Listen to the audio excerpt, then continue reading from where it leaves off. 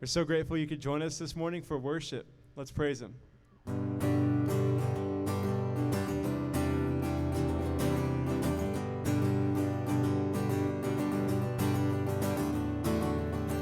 What a fellowship, what a joy divine, leaning on the everlasting arms. What a blessedness, what a peace is mine, leaning on the everlasting arms. Leaning, leaning, safe and secure from all alarms. Leaning, leaning, leaning on the everlasting arms. Oh, how sweet to walk in this pilgrim way, leaning on the everlasting arms. Oh, how bright the path grows from day to day, leaning on the everlasting arms. Leaning, leaning, safe and secure from all alarms. Leaning, leaning, leaning on the everlasting arms. What have I to dread? What have I to fear? Leaning on the everlasting arms. I have blessed peace with my Lord so near, leaning on the everlasting arms. Leaning, leaning, safe and secure from all alarms. Leaning, leaning, leaning on the everlasting arms.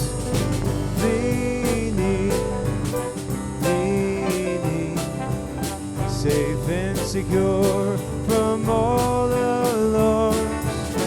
Leaning, leaning, leaning on the everlasting arms. Oh, we're leaning on the everlasting arms. Thank you, Lord. We're grateful to be in your presence wherever we're at. Doesn't matter if we're watching on a phone, a laptop, a TV. God, you're there.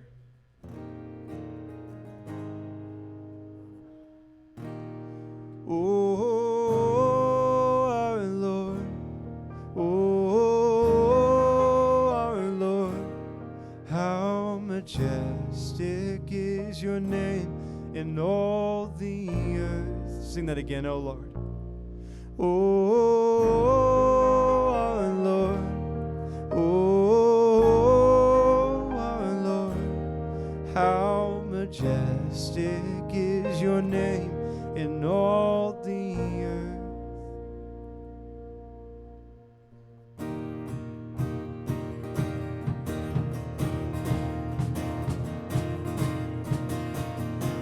We behold the breaking dawn, the light that shines over everyone. We look to you, we long for you, oh Lord. We behold the rising sun, we behold the rising sun. The earth awakes, your hope has come. We look to you, we long for you, oh Lord.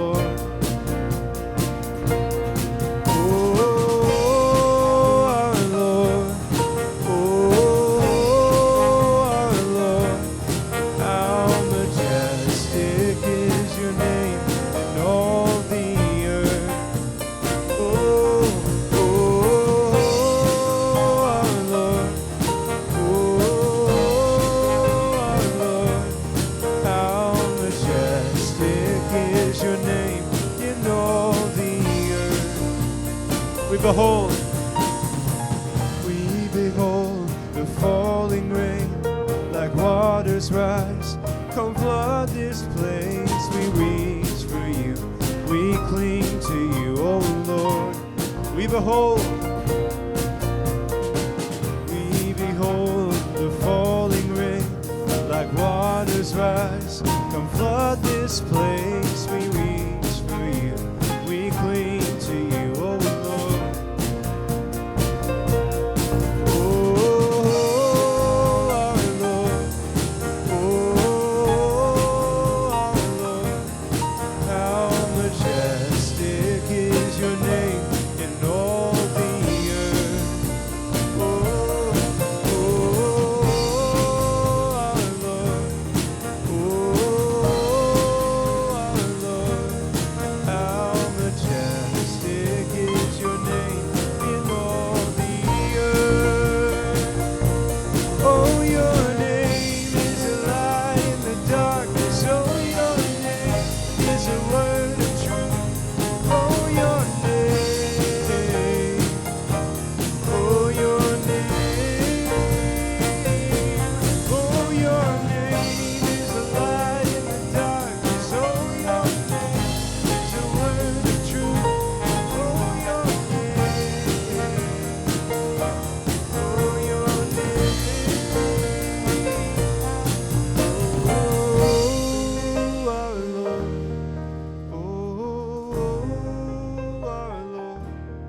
How majestic is your name in all the earth. Oh, our Lord. Oh, our Lord. How majestic is your name in all the earth. Oh, how majestic is your name in all the earth.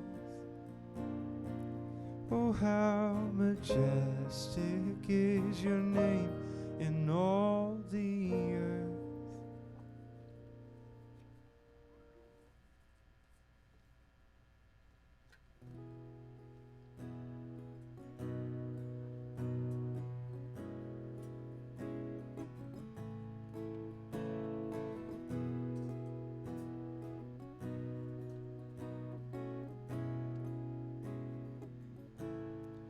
Draw me again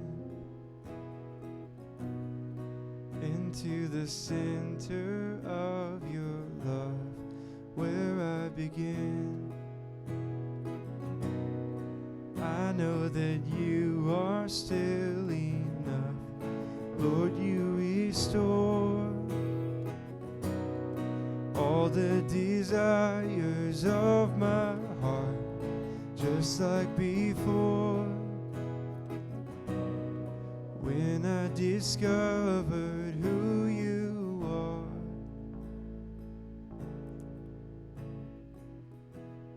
Lord, help us to come into your presence and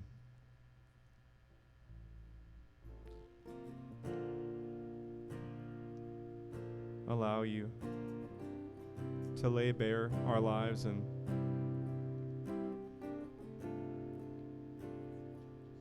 to speak to us. We'd rend our hearts and not our garments.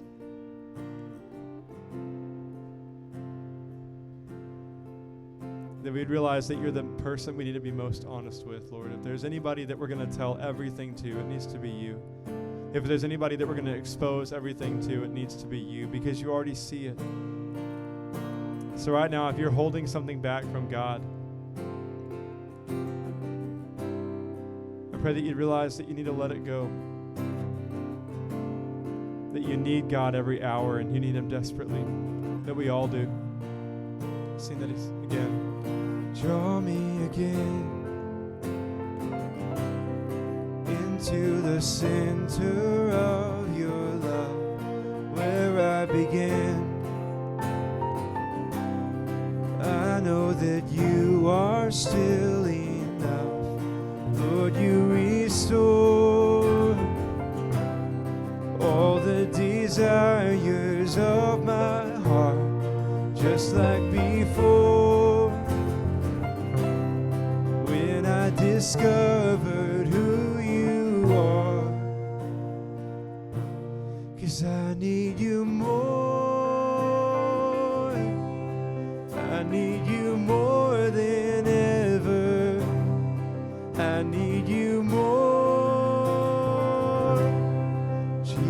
Jesus, I need you more. I will abide. Be still and know that you are God, for you are mine. And in your presence I'm alive. Here in this place, within your shadow I am safe. Every mistake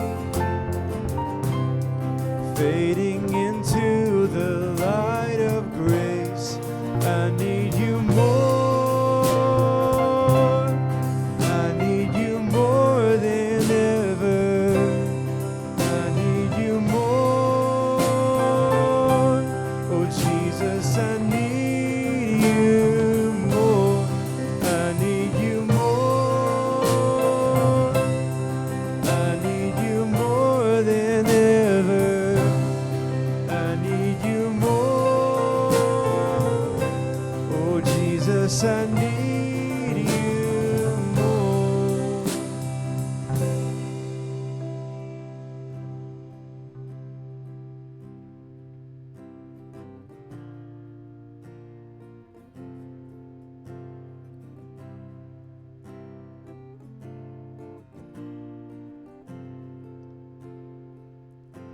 Lord, be my heart's obsession, first and only in my life.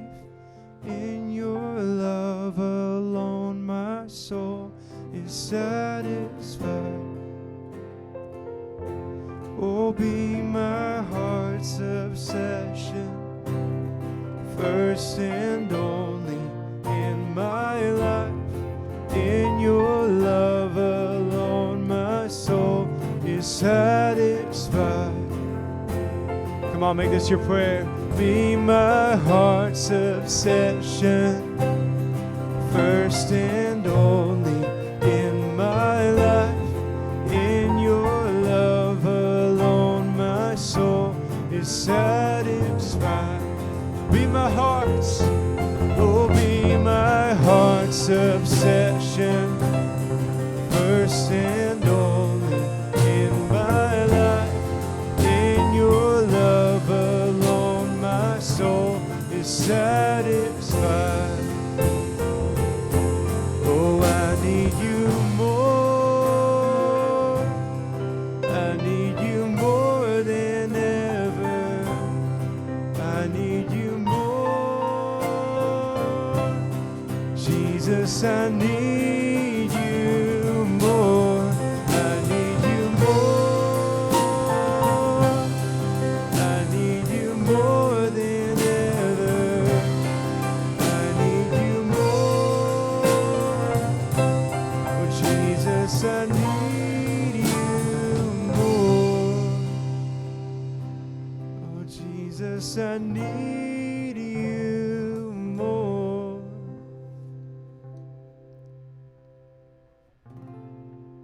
When the music fades and all is stripped away, and I simply come. Give us right motives, Lord. Longing just to bring something that's of worth that will bless your heart. I'll bring you more than a song, for a song in itself is not what you have required. You search much deeper within, through the way things appear.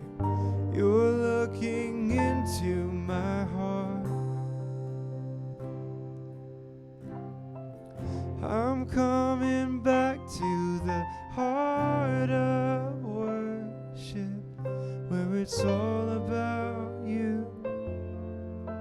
It's all about you, Jesus. I'm sorry, Lord, for the thing I've made it. when it's all about you. It's all about you, Jesus. Thank you, Jesus.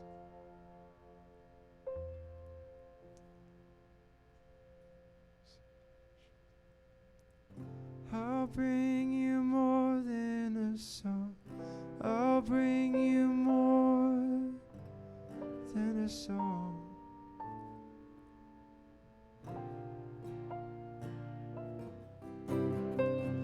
I'll bring you more than a song. I'll bring you more than a song. Come on, church, sing it out. We'll bring you more than a song. We'll bring you more than a song.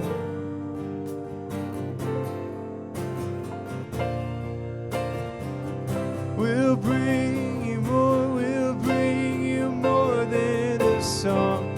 We'll bring you more than a song. We'll bring you more than a song. We'll bring you more than a song. We'll bring you our hearts, Lord. Our pretense is gone. We'll bring you more than a song. We'll bring you more than a song.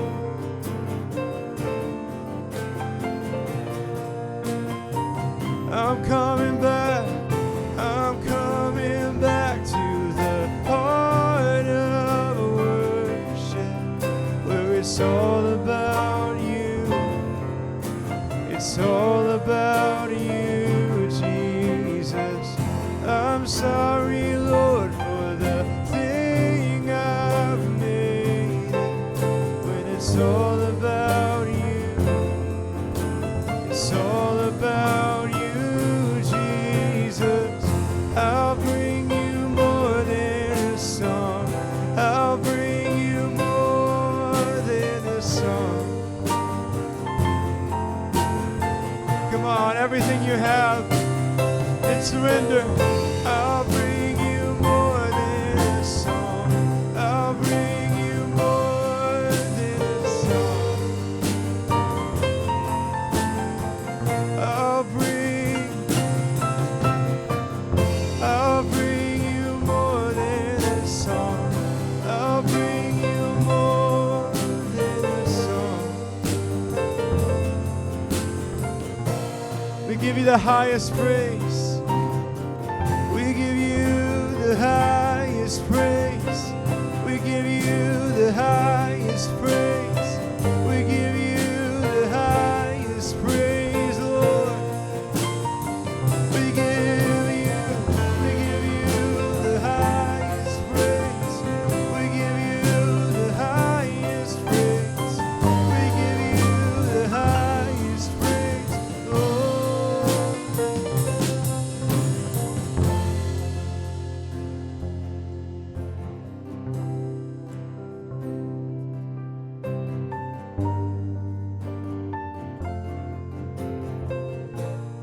Sing King of Endless Worth.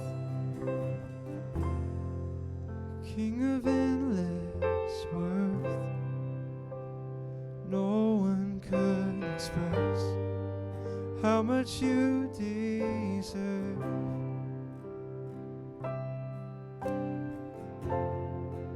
Though I'm weak and poor, all I have is yours. Every single breath, I'll bring you more than a song, for a song in itself is not what you have required. You search much deeper within, through the way things appear. You're looking into my heart. coming back. I'm coming back to the heart of worship, where it's all about you. It's all about you, Jesus. I'm sorry, Lord, for the thing I've made it, when it's all about you. It's all about you, Jesus. See, a song isn't the sacrifice you require, Lord. Sometimes we think, yeah, I sang to God, so I've given him what he deserves, and now I want what I deserve. My blessings and my healing and my freedom and my forgiveness and all these things. And the heart of worship is not, God, what can you do for me? What do I deserve? But Lord, what can I give to you? What can I bring as an offering? And so many times, God, and me included, I get so off focus that I'm not coming here to receive, but to give, to pour out before you. So we bring you more than a song this morning. We bring you everything in us. You don't care what's bad or good. You want the whole of us. You want us in surrender. You don't say come when everything's right. You don't say come when you're sinless. You say come right now and surrender with everything laid bare, saying, God, I need you. I give you full control. My offering, Lord, is myself. It's my body. It's my dreams. It's my desires. It's my will. It's my thoughts. I'm going to love you, Lord, with all my heart and soul and mind and strength. That's what I'm giving you, Lord. That's my offering. That's my sacrifice. And Lord, my heart may not be fully pure. My soul may not be the way that you want it to be in 20 years. My thoughts, Lord, may not be what you want them to be yet, but you will take them and make them what you want them to be. That's the beauty of salvation, Lord, is taking the broken things and mending them. But if we don't bring them all and surrender, God will never be able to heal us. So everything belongs to you, and we give it all to you this morning. Thank you, Jesus. Thank you for this time with you. Pray that you bless the message as you bless the worship. Amen.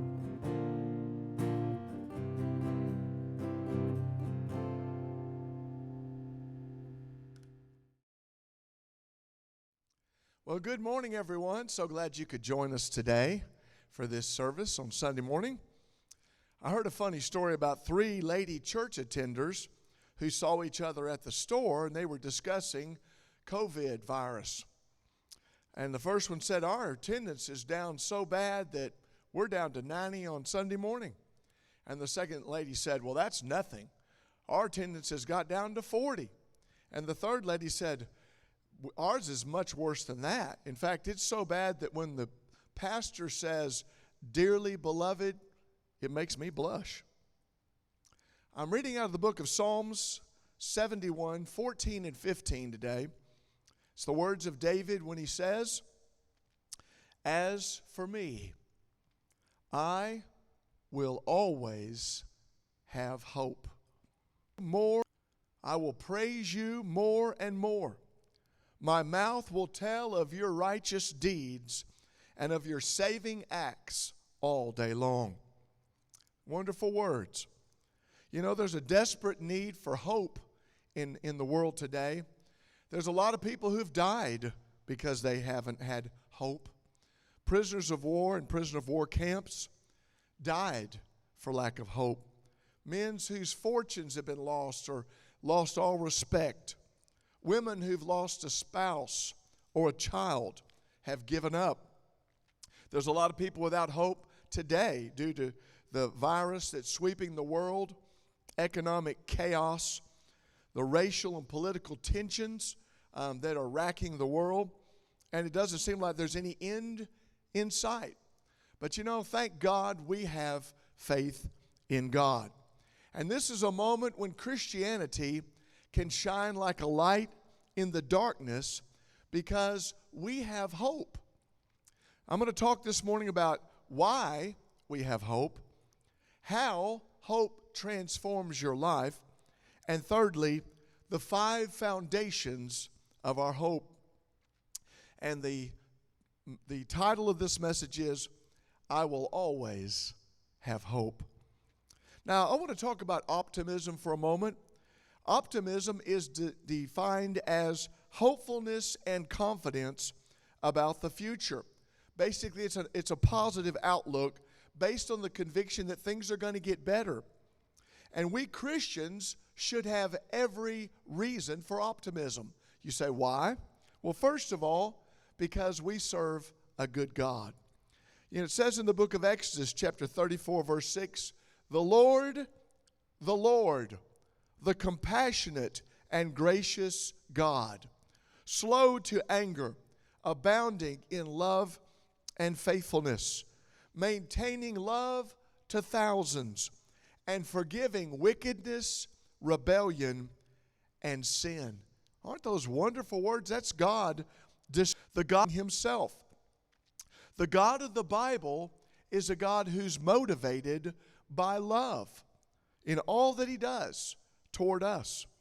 Not like the Muslim God Allah, who is motivated to uphold his greatness and crush others that get in his way. The God of the Bible voluntarily humbles himself, even subjecting himself to mocking and torture by his creatures in order to save us, because his motivation is love. A second thing that gives us optimism is the fact that God is working all things together for our good. Romans 8:28. You see, God isn't working for his own good. He's working for our good. And that's an amazing statement. You see, if God be for us, who can be against us? I mean, if God loves us and is working everything for our good, how can we not find the joy and the happiness God intends? Now, that doesn't mean there's not problems in this life.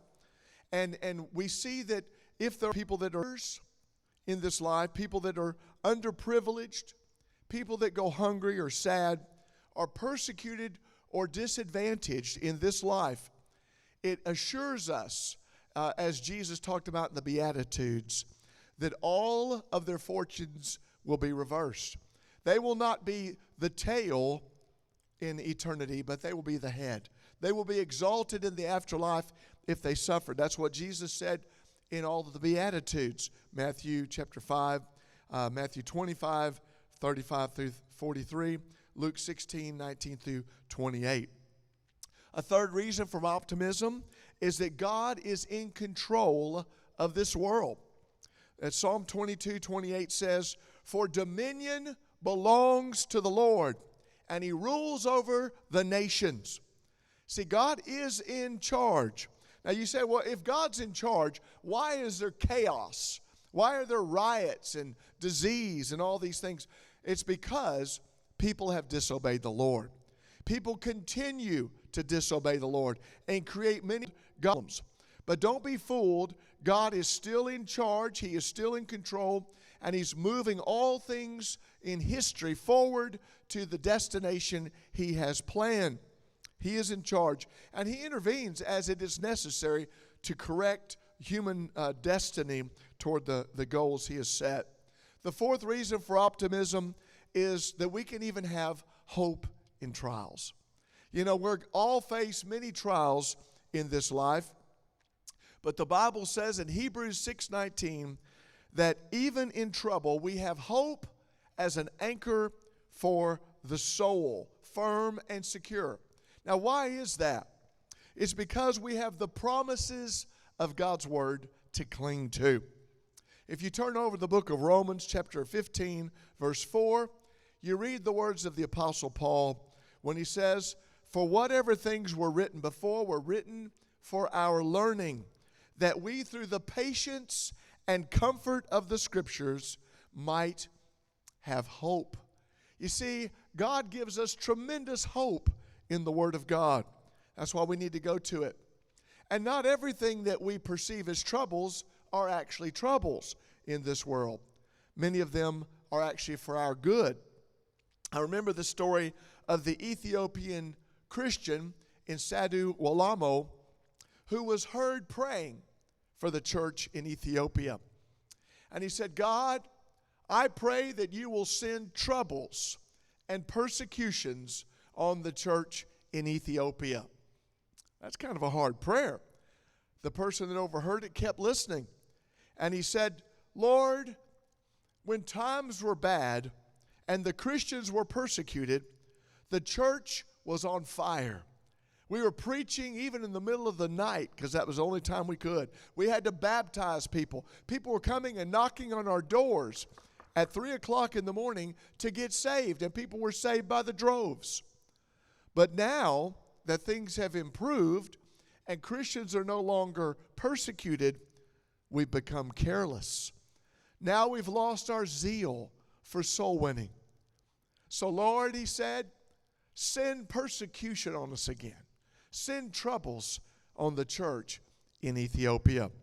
And the point to all this is trials may just be what we need. So don't always think that if you're suffering a trial that it's bad for you. It has many good purposes I'll talk about in the next few moments. Now, secondly, hope should transform your life. You know, David began this psalm by ticking off his fears, one verse after another. He feared shame in verse 1. Verse 4, he feared people getting power over him. Verse 9, he feared old age and weakness. Verses 10 and 11, he feared that God's enemies would be able to say things about him that God had forsaken him. But in verse 14, David experienced, in the words of Matthew Henry, quote, a sudden and remarkable change. His fears were all silenced, his hopes raised, and his prayers were turned into thanksgiving. Now, don't you wish we could all have that kind of reversal when we get in difficult times? What happened to David at that moment? Well, he took off his glasses of seeing troubles as things that would tear him down, and he put on God's glasses of perspective, that God was working all of the difficulties for his good. Now, someone has talked about hope this way. The coming of hope is like a candle in the darkness. That's true. George Benkin said, other men see only a hopeless end, but the Christian sees an endless hope. And then Emil Brunner said, what oxygen is to the lungs, so is hope to the soul. You see, hope is a form of faith. That's why Hebrews 11:1 says, now faith is the substance of things hoped for, evidence of things not seen. You see, to hope in God doesn't mean to cross your fingers. Instead, it means, as William Carey said, to expect great things from God. Because hope, the reason we have hope is because we're relying on God's presence and his power. So when we do that, we can rejoice even in sufferings. We're not suffering bad things coming, but we're rejoicing because we know that if suffering comes, there is a redemptive purpose to it. You see, if we have difficulty, God is trying to grow us up in the things of the Lord. He's trying to shape us and build us into the image of Christ. And he allows those difficulties to cause us to be pressured more intensely into seeking the face of God. And so that it ends up being where the times of our greatest growth occur when we reach the end of our own resources and have to depend completely upon God. Isn't that a wonderful thing? And so sometimes we can not at first see the real meaning and purpose and wonderful aspects of our difficulty. Now, I don't know if you've ever gotten a parking ticket, but I read about a guy in Chicago. He'd been parking for 22 years in the alley behind his house because he didn't want to block the driveway for his wife or his kids. And he'd never gotten a ticket on his car. But one day he walked out there and there was a ticket. They must have changed the ordinance. And now it was illegal for him to park in the alley behind his house. And he thought, well, how can this ticket be a blessing from God? It didn't seem like it. You know, it was $150 or something. And he thought, how is this going to turn around for good? Well, 3 days later, a huge storm came off the lake there, the Great Lake beside Chicago, blew into the city, and it was a very high speed winds, and it blew over a giant mammoth oak, and it fell right in the place where his car had been sitting for 22 years. If I went out there and he realized if my car had still been sitting there, it would have been crushed by that wind and that tree. And then he said, thank you, Lord, for the $150 ticket, because that saved me thousands of dollars and a lot of trouble, what I would have gone through if my car had been sitting there. Now, my third point is the foundations of our hope. Now, this is true both of David and of us.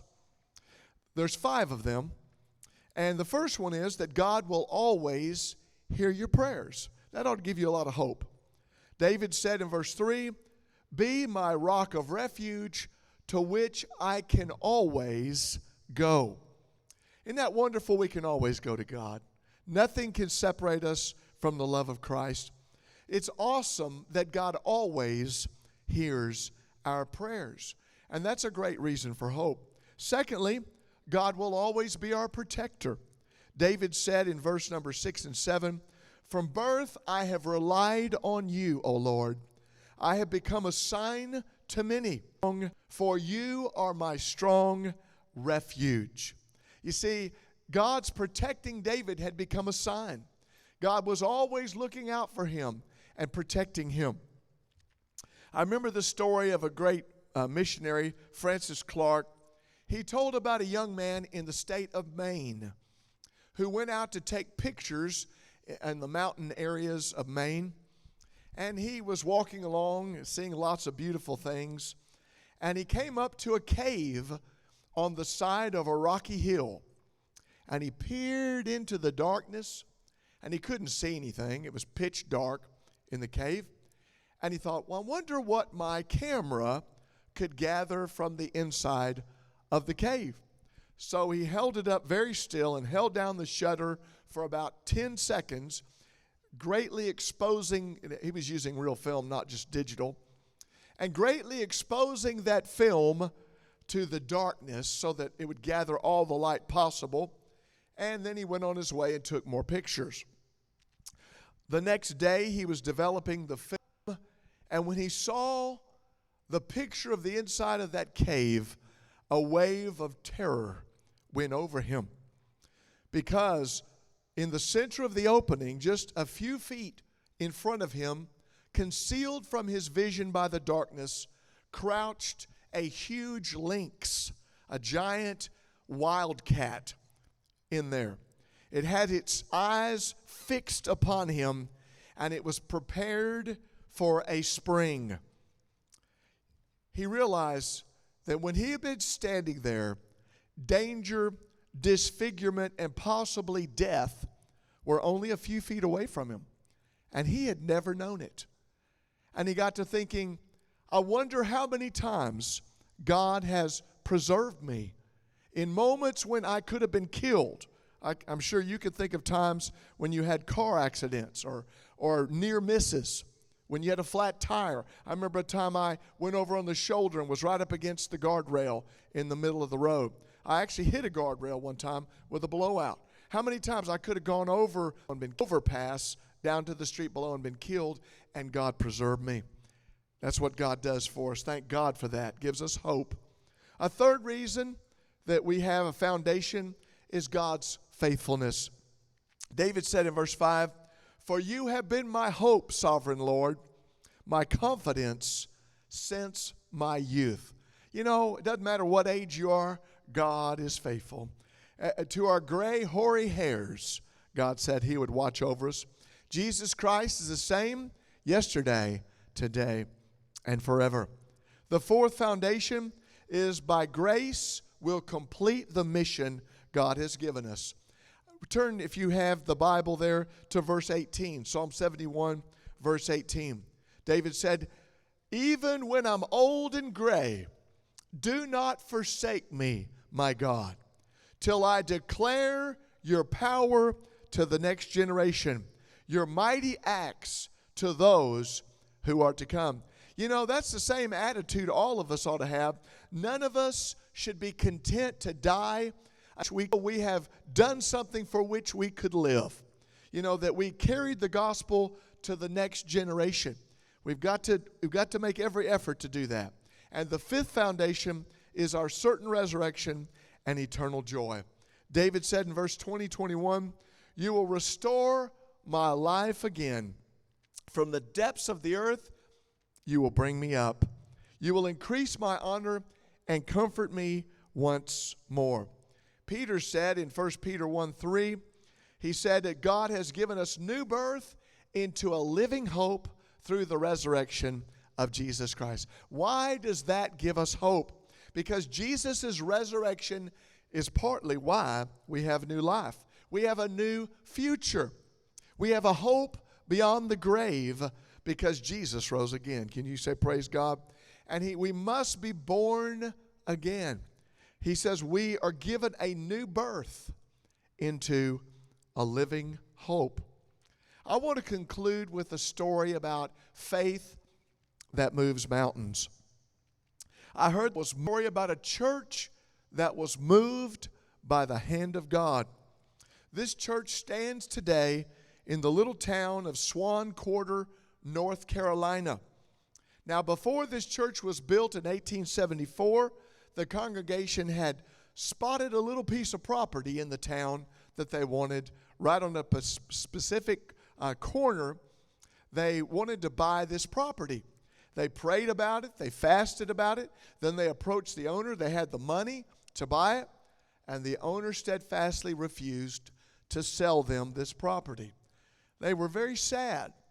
They finally gave up and bought a piece of property down the street, some distance away, and went ahead and built their brick church. Beautiful brick building with 2 bell towers, one on either side of the church. They completed that church in 1876.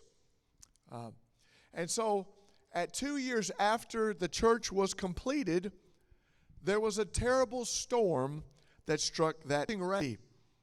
I had pelting rain, raging wind, and a roaring tide combined to make a miraculous motive power that actually picked up that church, foundation, bricks, and everything, as easily as you could pick up a scrap of paper. It's a matter of history. This is an actual instance. You can go on the internet and find this church. It's found in Swan Quarter, North Carolina.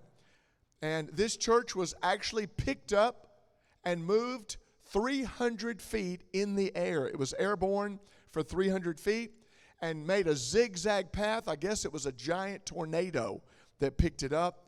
But it went with unerring accuracy right back to the location the church had originally picked out and tried to buy. And God set that church down on that corner in the city. It became a sensation all over the state. It's been a matter of local folklore. They actually changed the church name from the Methodist Church of Swan Quarter to the Church of Providence. And all the locals in the area still consider that place as sacred ground because God, by His own hand, picked up a church and moved it 300 feet, a big brick church, and set it down where He wanted it. Now, I tell you this story, and you might think, what's the application? If you need a miracle, God is still in the miracle-working business. So we're going to go to prayer in the next few moments, and I want to invite you. There is still hope. Maybe some of you are without hope. We're going to pray that God will give you hope. There may be some of you who need a transformed life. Jesus is able to transform you. He's able to help you overcome the things you couldn't do otherwise.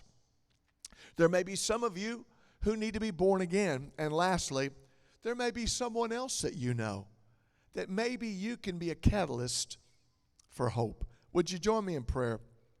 Our gracious Heavenly Father, Lord, I know there's some that are watching that need hope. And I pray right now that you would put a light in their darkness. Lord, if they need a new experience, if they need to know you in a greater way, we ask you, precious Jesus, come into our hearts. Why don't you pray that out there? Come into my heart, Lord Jesus. Give me a new experience of knowing you. Help my life to be transformed. I don't have the power to change myself, but Lord, you can change me. And I give you permission right now. Change me, Jesus. Make me the person you want me to be. And Lord, if there's somebody around me that needs hope, if there's someone that's discouraged, I pray, Lord, that you will help me be a catalyst, an agent for change to help bring them the light and the goodness of God and tell them how good God is and how He wants to love them and help them in their situation. In the name of Jesus we pray. Amen. Well, thank you for tuning in today. And I pray you'll have a great week and the Lord will bless you and help you to get encouragement and hope. Because David said, as for me, I will always have hope. God bless you in Jesus' name. Amen. We currently have 3 ways that you can give at First Assembly of God. Number 1, mail your gift to 3122 Montgomery Road, Huntsville, Texas, 77340. Make checks payable to First Assembly of God. Number 2, you can give online by going to shelbygiving.com/Huntsville or by clicking on the Giving tab at the top of our website. Lastly, you can text to give. Simply text 936-218-1030 and follow the text message prompts you receive back. Thank you for your faithful giving.